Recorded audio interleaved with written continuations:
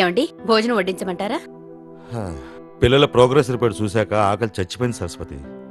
పెద్ద చదువులు చదివించాలనే కోరికకి తీరనట్లే. బాధపడి ఏం చేయగలమండి? ఈ మధ్య అన్ని స్కూల్స్లోనూ అంతంత మాత్రంగానే చదువులు చెప్తున్నారు. ఏమయ్యా వికాష్, ఏదో సీరియస్ డిస్కషన్ రండి రాఘవ గారు, కూర్చోండి. ఏమిటి, ఏదైనా బాధల్లో ఉన్నారా? పిల్లల్ని మంచి స్కూల్లో చదివించలేక బాధగా ఉంది రాఘవ గారు. ఓ పిల్లల చదువు గురించా? మీరు చెరుకూరి విద్యాలయం గురించి తెలియకపోవటం వల్లనే ఇలా బాధపడుతున్నారు. చెరుకూరి విద్యాలయమా? సత్సాయి ఎడ్యుకేషనల్ ట్రస్ట్ ఉంది కదా, అదే తరహాలో ఎల్కేజీ నుంచి 10th స్టాండర్డ్ వరకు క్రమశిక్షణ, నైతిక ఆధ్యాత్మిక విలువలతో చెరుకూరి గ్రూప్ వారు చెరుకూరి విద్యాలయాలు నడుపుతున్నారు కదా. తెలియదు రాఘవ గారు.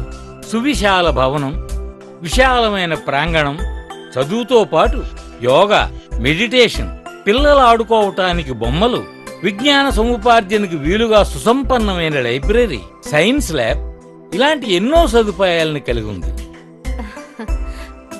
అంతేకాదు బిఈడి ఉపాధ్యాయులతో విద్యాబోధన, 6వ తరగతి నుంచే కంప్యూటర్ శిక్షణతో పాటు ఐఐటి, ఎంసెట్ లాంటి పోటీ పరీక్షలకు అవసరమైన శిక్షణ కూడా ఇవ్వబడుతుంది. చిన్నప్పటి నుంచే ఆధ్యాత్మిక శిక్షణా తరగతులు కూడా నిర్వహిస్తున్నారు. అన్ని వసతులా? ఏమండి, ఎంత ఫీజైనా పర్వాలేదు, వెంటనే మన పిల్లల్ని అక్కడ చేర్పిద్దామండి. పొరపాటు పడుతున్నామమ్మా. అక్కడ ఫీజులేం ఎక్కువ కాదు. పేద మధ్యతరగతి పిల్లల్ని చదివించుకునే వెసులుబాటు కూడా కల్పించారు. మరో విషయం, అక్కడ క్లాసుకి కేవలం 20 మంది పిల్లలు మాత్రమే ఉంటారు. ఏమండి, అయితే వెంటనే మన పిల్లల్ని అక్కడ జాయిన్ చేసేద్దామండి. చెరుకూరి విద్యాలయం గురించి తెలిసాక ఇంకా ఆలోచించడం సరస్వతి. థ్యాంక్స్ రాఘవ గారు. చెరుకూరి విద్యాలయం గురించి మీరు చెప్పడం వల్లే నాకు నా పిల్లల భవిష్యత్తు మీద నమ్మకం, ధైర్యం ఏర్పడింది రాఘవ గారు. పిల్లలు రండమ్మా. ఏం డాడీ? రండి. మిమ్మల్ని చెరుకూరు వారి స్కూల్లో చేర్పించబోతున్నాం. Thanks daddy.